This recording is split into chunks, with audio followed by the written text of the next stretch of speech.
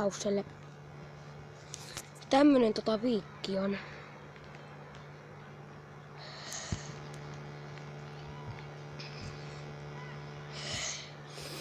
Joo, mennään taas aikamatka.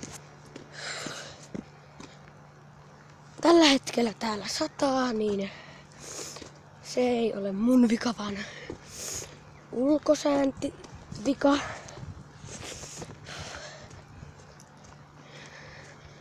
Täällä kävelen kuin ihmiset kävelee. Yksin kyllä, mut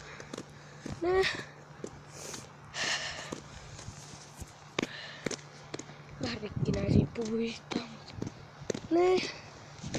kädet vaan jäätyy täällä.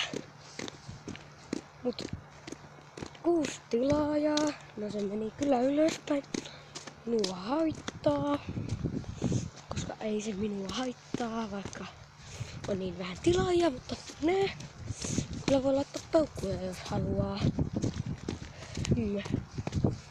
Mut tänään mä tulin kuvaan, kun mun kaveri keuli omalla pyörällä. Niin semmoista ois tänään luvassa. Eli nähdään silloin.